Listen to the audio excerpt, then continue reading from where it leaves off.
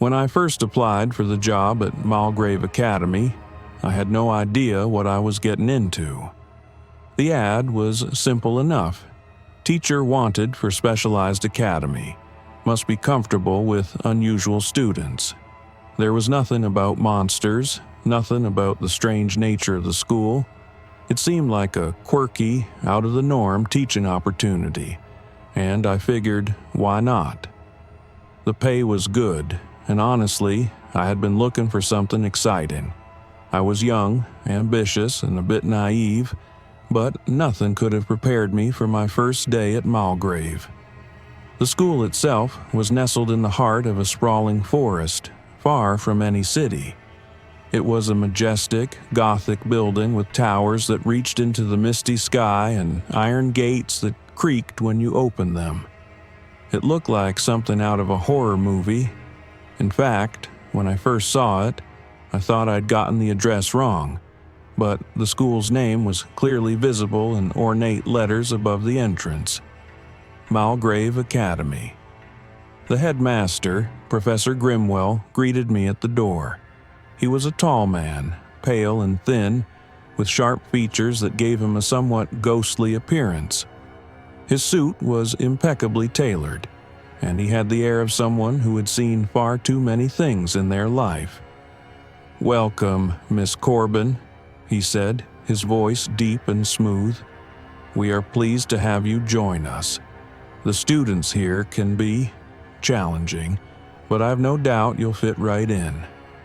I nodded politely, though my nerves were starting to grow. "I'm excited to be here," I said, though I wasn't entirely sure what I had gotten myself into. Professor Grimwell led me inside, and as I stepped through the grand wooden doors, I immediately felt the weight of something strange in the air. The school was old, centuries old, probably, and the walls creaked as if the building itself were alive.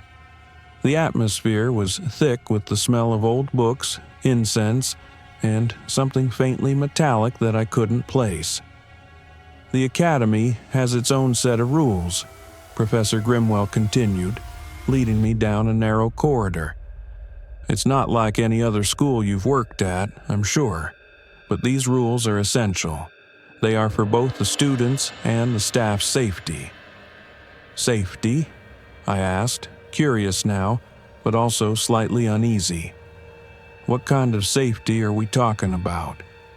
He gave me a tight-lipped smile, his pale eyes gleaming in the dim light of the hallway. "You'll see for yourself soon enough. Don't worry, just follow the rules, and you'll be fine. No one has ever left here, permanently." I stopped in my tracks. "Permanently? What do you mean by—" But before I could finish my sentence, we arrived at the classroom. The door creaked as it opened, revealing a group of students sitting in their desks. And then I saw them.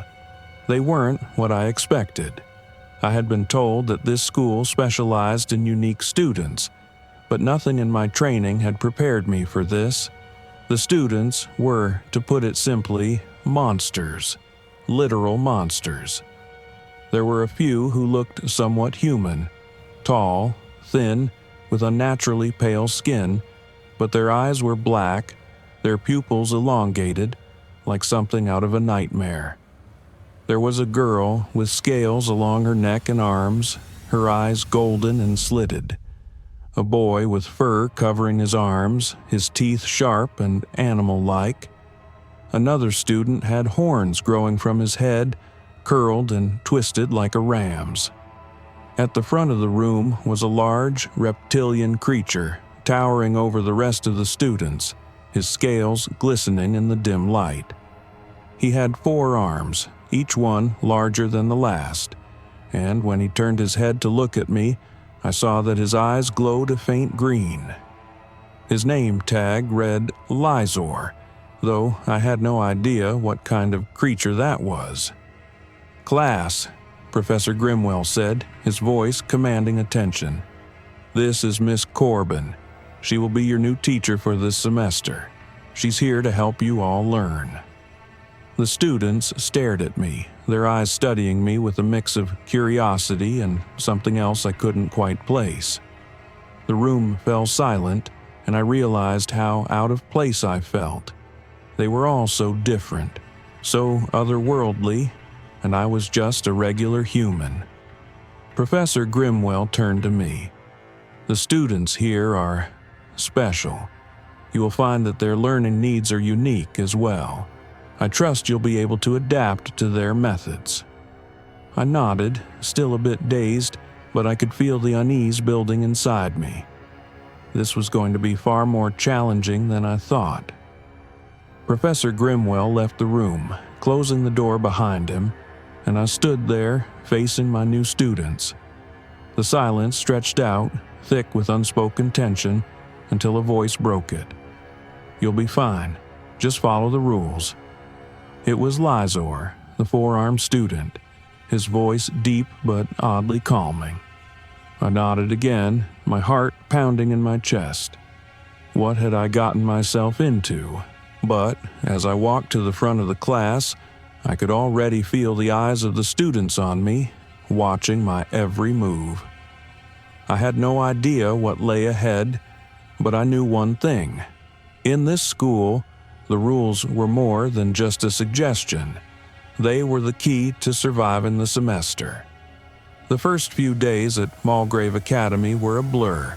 I spent most of my time in my classroom trying to adjust to the overwhelming reality that my students were, in fact, monsters. Literal monsters. My lesson plans, originally crafted for normal high school students, needed to be completely rewritten. But no one had given me any instructions on how to teach a class full of creatures with claws, scales, fangs, and otherworldly abilities. The students were, well, different. I'm not sure what I expected, but it certainly wasn't the mix of intelligence and wild unpredictability that sat before me every day. They were incredibly bright, though their attention span seemed short, and their temperaments could change in an instant. Some days they acted like typical teenagers, moody, distracted, sarcastic, but on other days something darker simmered beneath the surface. Each one of them was powerful in their own way, and that made me more than a little nervous. I quickly learned that the most important thing I could do was avoid making them upset. Even when I tried to engage them in normal conversation or assigned group projects, I could see the flicker of something dangerous behind their eyes. These were creatures that had the potential to break the rules, and I had to be careful about what I said or did. And then, of course, there were the rules, the strange, unspoken guidelines that kept everything running smoothly at Mulgrave Academy. Professor Grimwell had been vague when he mentioned them, but they became more apparent as the days went on. They were real rules. They weren't like any normal school rules I had encountered. These rules felt almost like warnings, designed to protect us from things that were too dangerous to understand. The first rule was simple but profound.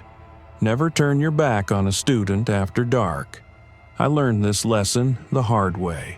One evening, as the sun set and the night descended over the academy, I was walking down the hall on my way to the faculty lounge for a quick break. I passed one of my students, Erin, the girl with the scales along her neck. She was a quiet student, reserved, and often stared out of the window during class, her golden eyes unfocused as if lost in another world. That night, she was standing in the hallway, her eyes fixed on something in the distance, but her body was tense, as if she were holding back something. I was about to approach her and ask if everything was all right when, for some reason, I decided to just keep walking. I didn't want to disturb her, but as I passed by her, a strange feeling crept up my spine. I didn't realize until it was too late that the hallway had gone eerily silent. The walls seemed to press in closer around me. I felt a strange sensation in the pit of my stomach, and then, out of nowhere, I heard a soft growl from behind me. Whipping around, I saw Erin standing just inches from me. Her eyes, usually a soft gold, were now glowing a fierce, fiery red. Her teeth, which had been normal moments before, were now sharp and elongated, like a predator's. Her hand shot out, claws extending, and I barely managed to dodge the swipe in time, stumbling backward as she laughed, the sound almost predatory. "You shouldn't have ignored me, Miss Corbin." I barely had time to process the situation before a voice rang through the hallway. "Erin, that's enough." Professor Grimwell appeared, his presence instantly commanding the room. Erin immediately straightened up, her eyes dimming, returning to normal as if she hadn't just tried to claw my face off. "You broke the rule, Miss Corbin," Grimwell said, his tone firm. "Never turn your back on a student after dark. You've just learned why." My heart was racing. I was still trying to catch my breath. Erin gave me an apologetic look, but it wasn't enough to mask the cold chill that had settled in the pit of my stomach. This wasn't a typical disciplinary issue. There was something deeper at play here, something far darker. Professor Grimwell looked at me, his expression unreadable. "This is why we have rules, Miss Corbin. The students here have abilities that go beyond your comprehension." The weight of his words hit me like a ton of bricks. I wasn't just teaching normal students. These were monsters, creatures with abilities that defied the natural world. And if I didn't understand how to interact with them, how to respect the rules, the consequences could be deadly. As we walked back to the staff lounge, Grimwell turned to me. "This is not a normal school, Miss Corbin." His voice lowered. "The students here are not all what they seem, and if you don't follow the rules, you will pay for it." I couldn't shake the feeling that something far worse was lurking just below the surface of Malgrave Academy. The strange rules weren't just there for our safety, they were there to protect us from the true danger that lay beneath the surface. That night, I lay in my bed, replaying everything in my head. Erin's transformation, Grimwell's warning, the unease that filled the halls. I realized that I had entered a world far more complex than I had ever imagined. And the rules weren't just guidelines, they were lifelines. Without them, we were all vulnerable to the monsters lurking in the shadows. The following days were tense. The initial shock of the incident with Erin had left me unsettled, but the more I tried to understand the rules of Malgrave Academy, the more I realized just how crucial they were to my survival. Each day felt like a delicate balance between teaching and keeping the students, the monsters, under control. I spent my nights obsessively reviewing the strange guidelines that governed the school, and the more I learned, the clearer it became that I was not just dealing with students, but with powerful entities that could destroy me without a second thought.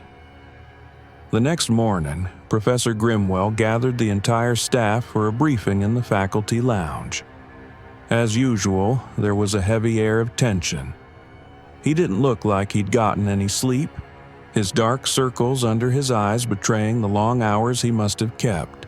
But despite his exhaustion, he was as sharp as ever. "Listen carefully," he began, his voice low but firm. "I need to reinforce the rules of this school. For your safety, and for the students' well-being, you must respect them at all costs."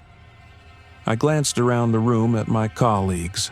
Some of them, like Agent Williams, a tall, muscular man who had been with Malgrave for several years, looked unfazed. Others, like Miss Featherstone, a quiet, timid woman who taught the younger students, looked nervous, as if she, too, was beginning to realize just how dangerous this place could be. You've all heard the stories. You've seen the things that happen here. And yet, some of you still seem unwilling to follow the simplest rules. Grimwell's eyes swept over the room, his gaze cold and calculating. This isn't a school for normal children. This is a school for beings that defy the natural order. There was a pause as the weight of his words settled in. Everyone in the room understood. This wasn't just a job. This was survival. The first rule, Grimwell continued, is simple. Never underestimate the students. They can be more dangerous than you realize. I couldn't help but think back to Erin's transformation. Her scales, her eyes glowing red, her near attack on me. It wasn't just a lesson in following orders. It was a lesson in knowing what I was dealing with. She was a creature with instincts and powers far beyond my comprehension, and yet she had somehow restrained herself. But what if she hadn't? What if it had been one of the other students, a creature far less willing to hold back? The second rule followed quickly. Never make promises to the students, especially about what happens after they graduate. Grimwell's voice took on a more serious tone. They're all here for a reason. Some of them have unfinished business. They may try to manipulate you, to coax you into making promises you can't keep. Don't fall for it. The consequences can be severe. I didn't know exactly what he meant by unfinished business, but I could feel the weight of his words. These creatures weren't just students. They were ancient beings with centuries of experience, and they had their own agendas. They weren't here to learn to fit into society. They were here for something else entirely. And if I didn't understand their motivations, I could very well be caught in the middle. The third rule was one that seemed to weigh heavily on the entire staff, and Grimwell made sure we all understood its significance. Never, under any circumstances, allow the students to interact with the artifacts after dark. I raised an eyebrow, curious about the implication. What happens after dark? I asked, but Grimwell was already shaking his head, his eyes narrowed with warning. You don't need to know. You just need to follow the rule. That was all he would say on the matter. But it was enough. The students' artifacts, whatever they were, seemed to be linked to their powers, their transformations, and whatever ancient forces had created them. And the last thing I wanted to do was risk triggering something worse by breaking a rule I didn't fully understand. The last rule, however, was the one that stuck with me most. Never leave the school grounds after sundown. I couldn't help but ask, why? Isn't it just a school campus? Grimwell gave me a stern look. No one leaves, not at night. The creatures in the woods are not to be trifled with. He paused for a moment, as if carefully choosing his words. Some students never come back, and the ones that do, well, they're not the same. I felt a chill run down my spine. I didn't know whether Grimwell was talking about literal creatures or something far more sinister, but the gravity of his warning was unmistakable.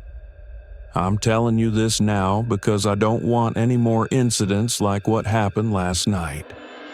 Grimwell's voice softened, but there was an edge to it. This is for your safety, and the safety of everyone in this school. The rules aren't just a suggestion. They're how you stay alive. His words hung in the air long after the meeting ended.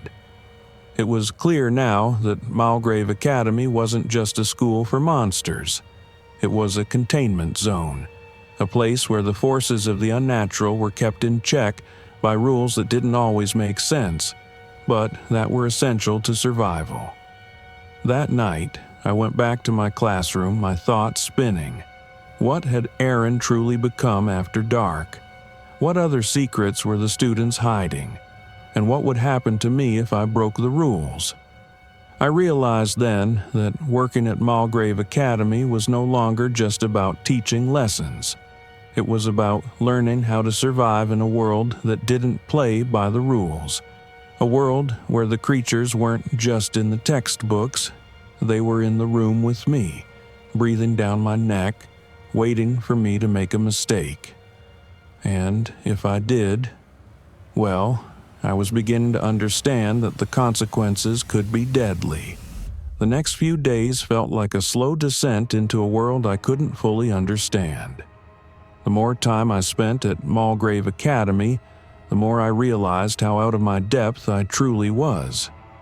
The rules weren't just guidelines, they were laws of nature here, forces that kept everything from falling apart. Every morning when I arrived, I reminded myself that I was part of something that went far beyond normal education. This wasn't just a school, it was a sanctuary, but it was also a prison for the monsters that roamed its halls. I had been assigned to teach a new class that week, Advanced History of the Unseen World, a subject focused on ancient rituals and long-forgotten realms. The students in this class were older, more advanced, and far more unpredictable. I quickly learned that this wasn't your average classroom.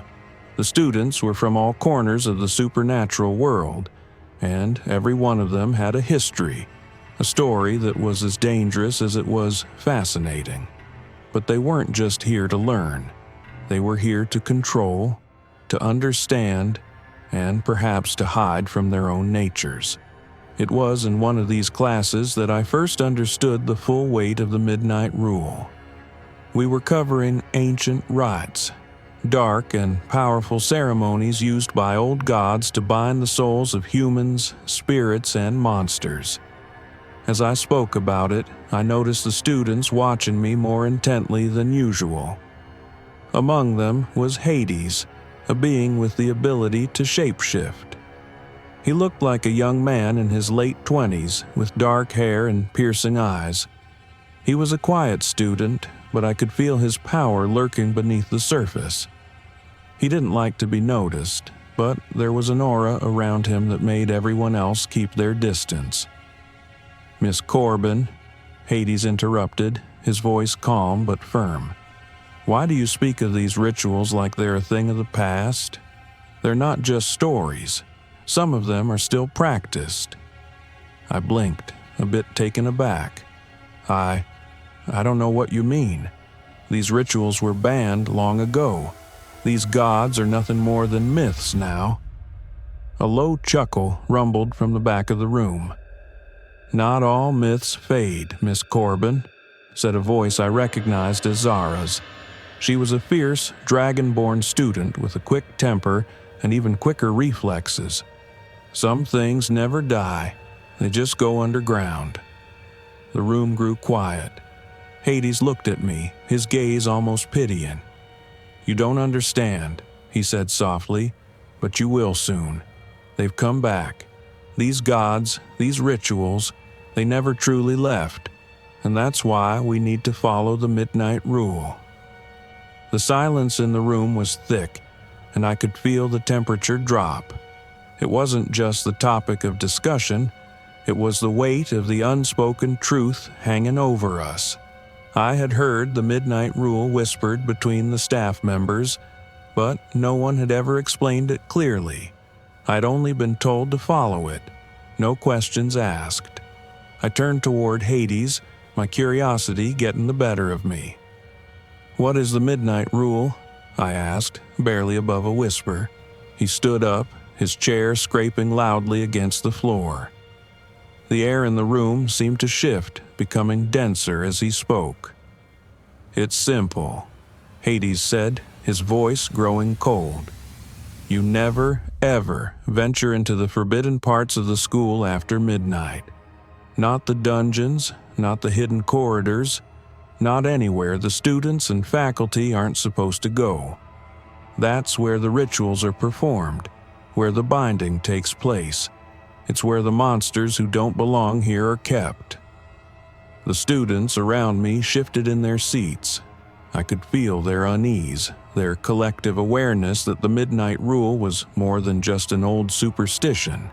It was an active, living force, something they were all terrified of breaking. "What happens if someone breaks it?" I asked, my voice low and hesitant, as though speaking louder might provoke something terrible. Hades's face darkened, and his eyes flickered with something primal. "The price is steep. Some of us have learned the hard way, and once the clock strikes midnight, there's no turning back. The monsters you thought you could control, they won't just stay locked up." I looked around the room. Each student seemed to be lost in their own thoughts, some nodding quietly, others looking away in discomfort. The weight of their collective fear hung heavily in the air, thick and suffocating. These were not students who feared detention or a failing grade. These were beings who had lived through things I couldn't even begin to understand. "What happens when the clock strikes?" I whispered, dreading the answer but needing to hear it. Hades didn't answer immediately. Instead, he glanced at the clock on the wall, the seconds ticking away with agonizing slowness. He knew the question had already been answered in the silence. "Things get hungry," he said simply. A chill ran down my spine as I looked around at the rest of the students. Even Zara, the dragonborn who had always seemed so self-assured, was now sitting with her arms crossed, a dark expression on her face. I realized then just how serious the Midnight Rule was. It wasn't just some odd tradition, it was a lifeline. "Some of the creatures who live here don't belong in this world," Zara spoke up, her voice steady but with a tinge of fear. "The Midnight Rule keeps them in check, but at midnight they wake. They want something from us, something terrible." I swallowed hard. My eyes darted to the clock, which now read just a few minutes past 10. My shift as a teacher ended soon, and I knew I had to return to my quarters for the night. But now, the idea of leaving my room after hours filled me with terror. I couldn't help but wonder what awaited me if I did. What kind of monster was lurking in the shadows waiting for me to break the rule? As the class ended and the students filed out, I was left standing there, the weight of their words pressing on me. I had known I was walking into something unusual, something dangerous, but I hadn't realized just how deeply the rules of this place ran, or how far they extended. And as I left the classroom, the one thing I couldn't shake was the feeling that I wasn't alone in the halls. That night, I couldn't shake the weight of the Midnight Rule from my mind. Every time I closed my eyes, I saw the dark shadows of the academy stretching out before me, whispering my name. I had always thought I could handle any job, but this place, Malgrave Academy, was unlike anything I had ever encountered. It wasn't just a school. It was a living, breathing entity, and its rules were its lifeblood. Break them, and you would suffer consequences that could scar you, or worse, leave you changed forever. I lay awake in my quarters, the thick curtains drawn shut against the moonlight, but even the darkness inside didn't comfort me. I felt watched. The walls seemed too thin, too fragile, and every creak of the building made me tense, straining to hear any sound that might be out of place. The rules had been clear. Never venture out after midnight. Never go near the forbidden parts of the school. But as I sat there, trying to rationalize the fear that gripped me, a thought gnawed at me. What if I went just once? I could sneak out, make my way to the forbidden hall, and learn what lay behind those rules. Surely it was just another myth, another story to keep us in check. And so, against all better judgment, I got out of bed and pulled on my coat. The hallways of Malgrave Academy were cloaked in a silence that felt unnatural. The grand architecture of the place, which was magnificent by day, felt menacing by night. The chandeliers above flickered weakly, casting faint glimmers on the stone floors, and the grand staircase seemed to rise endlessly into the shadows. The hallways twisted and turned, some of them so narrow I felt I might get lost if I strayed too far. I moved quietly, keeping my footsteps as soft as possible, aware that the eyes of the entire school, students, faculty, and who knows what else, were likely watching my every move. I reached the end of the main corridor where the old part of the school began.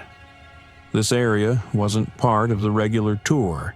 The students had always warned me to avoid it, saying it was where the real secrets of Malgrave were kept, secrets so dangerous that even the monsters who attended the school didn't dare venture into these areas. At the far end of the hall was an ancient wooden door, its surface scarred and warped from years of neglect. The air felt colder here, and a strange unease prickled at the back of my neck. I couldn't remember what I was supposed to be looking for, but I knew, in my gut, that whatever lay beyond this door was far more dangerous than any creature or student in the school. I reached for the handle, my heart pounding, but as soon as my fingers brushed against it, I heard it. A low, guttural growl from the darkness ahead. I froze, my body instantly tense, every muscle screaming for me to turn and run. The sound echoed through the corridor, vibrating the walls, and my mind raced with every possible explanation. Was it a student playing some twisted prank, or something far worse? Then, the door in front of me creaked open on its own. My breath caught in my throat as I stepped back, eyes wide, unsure whether I should run or face whatever was about to come. And then, it stepped out of the darkness. The creature was humanoid, its body tall and broad, covered in patchy, matted fur.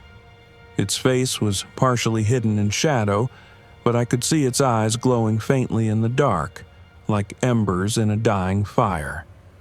The air around it seemed to shimmer, and for a moment, I thought I saw its form flicker in and out of focus, as if it were trying to hide from the light. The creature didn't speak. It simply stared at me, its eyes burning with a fierce, intelligent gaze. My heart raced as I tried to step back, but my feet wouldn't move. I was trapped. The creature in front of me seemed like a blend of man and monster, but it was something more than just flesh and bone. It was as if it were part of the school, like it had been born from the very walls of Malgrave Academy itself. Suddenly, a voice cut through the silence. Professor Grimwell's voice. "You've broken the rule, Miss Corbin." I turned to see him standing in the doorway behind me, his eyes cold and filled with disappointment. He had appeared out of nowhere, but somehow I wasn't surprised. It was like he had been expecting me, knowing exactly what I would do. I opened my mouth to say something, but the words caught in my throat. I couldn't explain myself. There was no excuse for what I had done. Grimwell stepped forward, his expression unchanging. "This is what happens when you break the midnight rule. The creatures you disturb, they don't forget." The creature behind me let out a low, rumbling growl, and I realized that it wasn't just watching me, it was watching Grimwell as well. There was a strange tension in the air, and for a brief moment, I thought I saw the creature's eyes flicker with recognition, as though it was waiting for something. Grimwell gave me a long, heavy stare. "You didn't listen." His words were quieter now, but they held a weight I couldn't ignore. "And now, you'll learn why the midnight rule is the most important one of all." I felt a cold shiver run down my spine as I glanced back at the creature. It was slowly stepping toward us, its movements deliberate, but still too silent. It seemed like it was waiting for Grimwell's permission to do something, but I couldn't understand what. Grimwell's expression shifted just slightly, a small, almost imperceptible sigh escaping his lips. "You're in more danger than you know, Miss Corbin. This place, it doesn't just teach, it collects." The room seemed to grow colder still, and I knew in that moment that there was no going back. The rules, the ones I had ignored, weren't just there to keep us safe. They were there to keep us alive. And I had broken them. The creature stood motionless, its gaze locked on me. The tension in the air was unbearable. My breath felt shallow, and my heart raced in my chest. It was like time had stopped, and all I could hear was the soft whisper of my own thoughts, mingling with the distant growl of the creature. My instincts screamed for me to run, but I couldn't move. The fear, the sense of something dark and ancient pressing in from all sides, paralyzed me. Professor Grimwell's voice cut through the thick silence, but it was cold, distant, like a man resigned to something he couldn't change. "You don't understand, Miss Corbin." Grimwell's tone softened just enough to convey the weight of his warning. "You broke the rule, and now the Collector has you." I didn't know what he meant by the Collector, but I could feel it. The way the air had shifted, how everything seemed to revolve around the creature, around the rules of the Academy, and how breaking them had placed me squarely in the grasp of something terrible. I tried to speak, to protest, but my voice caught in my throat.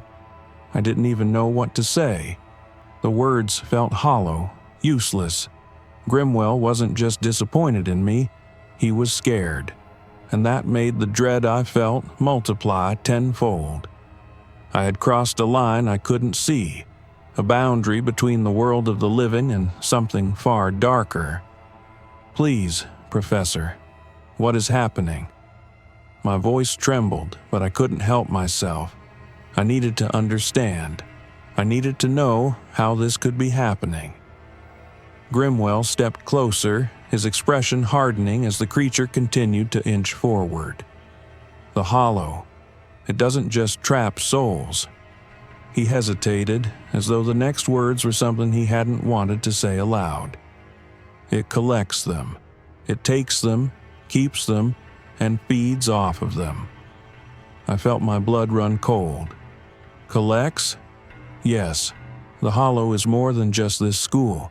It's a prison for the things that once walked the earth, beings that shouldn't exist anymore. The creatures, the artifacts, everything you've seen here, they're all part of it. The Collector is the force that keeps it all together. The creature behind me stepped closer, its movements almost imperceptible but still too fast. The air around me grew thick, like the very space was growing heavier. It was waiting. I could feel its hunger, its cold breath on the back of my neck, even though it hadn't yet moved to touch me. I wasn't just afraid of it, I was sickened by it, by the knowledge that whatever it wasn't alive in the way I understood. It was something older, something beyond human comprehension. "The Midnight Rule is not just a precaution," Grimwell continued. "It's the only thing that keeps the Collector from reaching out, from claiming the souls of anyone who stays too long. The students are a part of this, yes, but so are we. Everyone here is bound by the Hollow. The only way to escape it is to break the cycle, but that's not easy, and the consequences are—" I interrupted him, my fear now mixing with a strange sense of defiance. "Break the cycle? How? How do we stop it?" Grimwell's eyes flicked to the creature, his face darkening with something like regret. "You can't. Not easily. The Collector is the last remnant of a dying world, and it will never let go." I turned to face the creature again, my breath shallow. The closer it got, the more I realized that this was no longer a school. This was a place built to trap, to house the darkest forces imaginable. The Hollow was alive, feeding off of us, using us to perpetuate its endless cycle. The students, the teachers, they were all part of it, pawns in a game they couldn't win, and I had become one of them. The creature was right in front of me now, its eyes glowing with a dull, inhuman light. Its form rippled slightly, shifting in the shadows like it was more than just a physical being. It was a presence, a force. I could feel its cold energy creeping inside me, probing, reaching for something deep within me that I didn't even know existed. The Collector is always watching. It has been for centuries. Grimwell's voice was barely above a whisper now, as though speaking any louder might draw the attention of the creature. The Midnight Rule was designed to keep it from taking more than it already has. But now it's too late. The creature's grin widened, and it reached out with one of its long, clawed hands. I couldn't stop myself from flinching, but I knew I couldn't run. My feet were rooted to the floor as the creature's fingers brushed against my skin. And then, in that moment, everything shifted. The ground trembled beneath us, and the air around us seemed to crackle with energy. The creature recoiled, its eyes flicking toward something behind me. Grimwell stepped forward, his face pale, his hands trembling as if the very force of the hollow had begun to collapse on itself. "We're too late," he muttered, his voice filled with disbelief. The walls of the room began to warp, bending and twisting, like the very fabric of reality was unraveling. The creature let out a howl, its form flickering as it shifted in and out of focus. And I realized, with a jolt of terror, that the hollow was not just a prison.